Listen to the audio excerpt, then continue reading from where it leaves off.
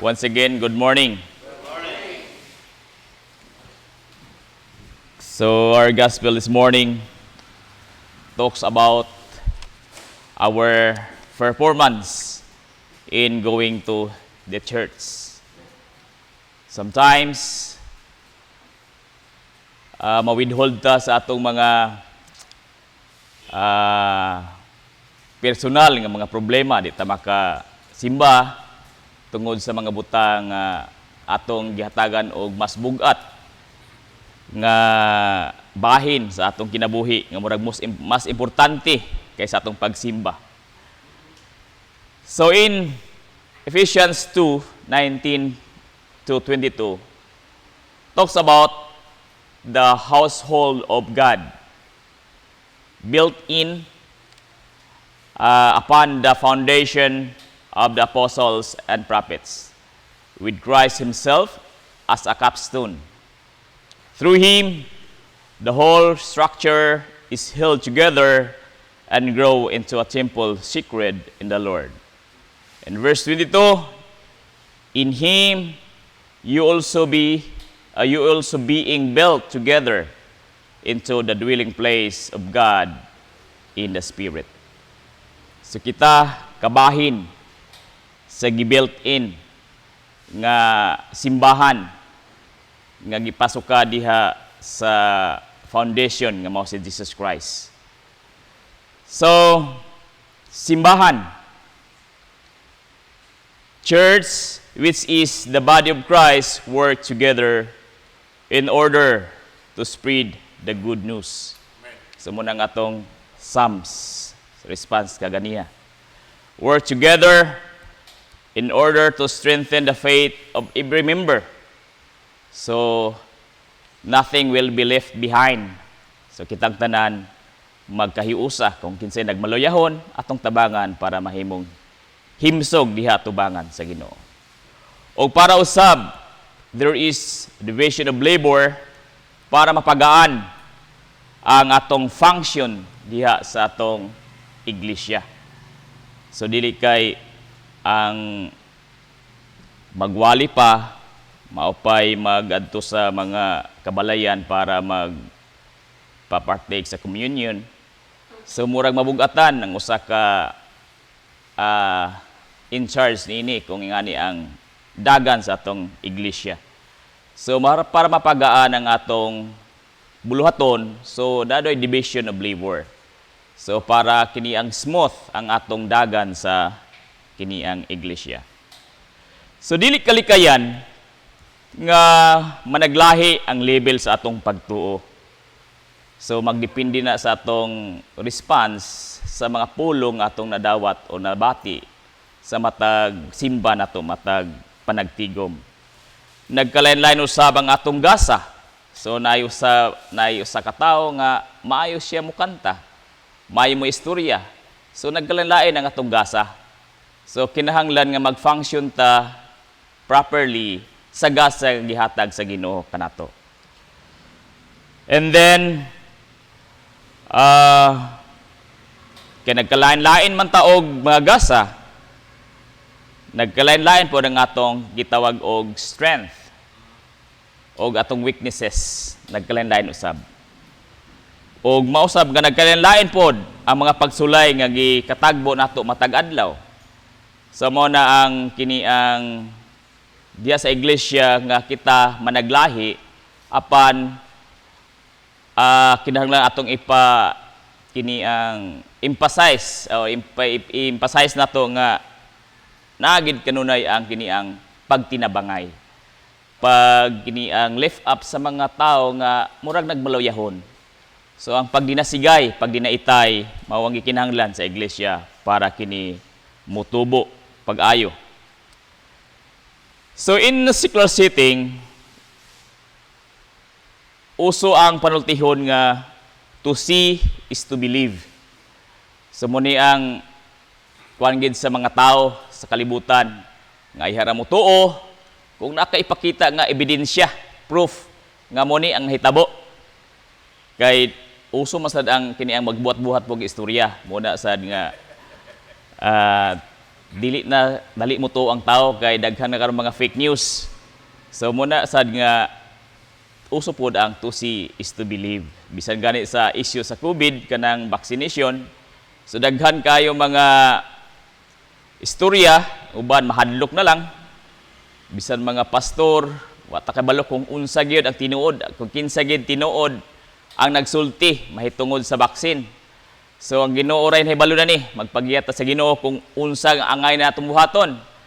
Kay matud pa sa kung nadunggan nga na ako na content nga metal. Sa tinuod ba ka ng metal nga na i-apelya sa gini ang vaccine o dili maayo ang epekto. So muna ang usahay nga makapa-doubt nato, magpaduha kung asa bagid ka ang tinuodan ni. So muna yung proof. Magkinahanglan pruiba sa mga butang dinhi sa kalibutan. Pero sa Ginoo wala nay proof. Kay ang atong pagtuo incline kanunay sa Ginoo og hinaot nga kitang tanan anaan niya nga inclination nga magsalig kita sa Ginoo. Bisan tuod og ang uban mo pay pagsugod, ang uban mo rag hamtong-hamtong na, pero ang kadaog paghihapon usahay, pero wala pa man mahuman ang Ginoo sa atong kinabuhi. So sama sa atong gospel this morning in the character of Thomas, he said, "Unless I see the mark of the nails in his hands and put my finger into the nail marks and put my hands into his side, I will not believe." So muni ang giingon ni kini ang Thomas. So sa kinabuhi ni Thomas, uban siya sa kanunay sa Ginoo sa dihang wala pa before pa siya gi lansang sa cross. So yang nasinati ang mga kining mirakulo nga gihimo ni Ginoong si Kristo. Nga bisan gani ang kalibutan dili igo nga kasulatan kung isulatanan ang mga gibuhat sa Ginoo. So niya na nga paagi atong makita nga dili sayon ang kini ang pagtuo o dili nato maingon nga kini ang bagito pa kay si Thomas sa iyang pagtuo kang Ginoong sa Kristo sa dihang uban pa siya niini. So sa dihang namatay ang iyang master, so namatay pod murag maingon tangan namatay sa iyang pagtuo uban ni Ginoong si Kristo. Kay bisan ang iyang mga kauban giistoryan siya wa man gid siya bituo. So sometimes ang atong pagkabuak sa atong pagtuo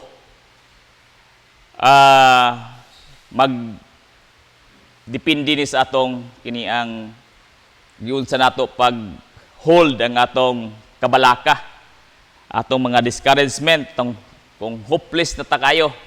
So mao na ang kini ang makapawala sa atong pagtuo. So sa atong kinabuhi usab,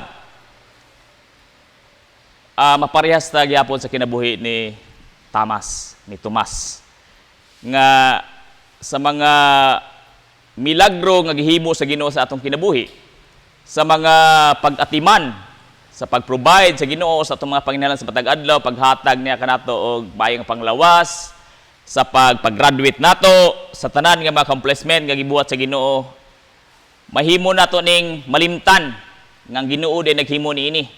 Pag-abot sa atong mga trials, mga temptations, ato ning malimtan nga ang Ginoo din naghimo niini.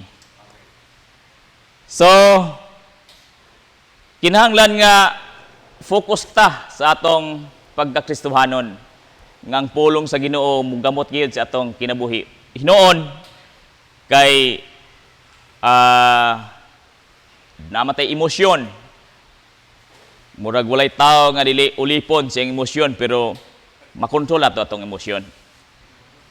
So kinahanglan nga kabalo ta mo control sa atong emosyon. Kay mo ning emosyon mo sa ni ang makapa-sway nato sa atong concentration sa matag endeavor sa atong kinabuhi. So tungod sa atong gusto nga pangayoon sa Ginoo nga kanang Lord, tagay ko nining mga butang, sige kag pangayo nga sa butang nga imong gusto gyud nga ihatag sa Ginoo. Dugay man kay ihatag sa Ginoo, o tingali gihatag na sa Ginoo pero dili gito mao ang gusto nimo, pero gi-provide na sa Ginoo.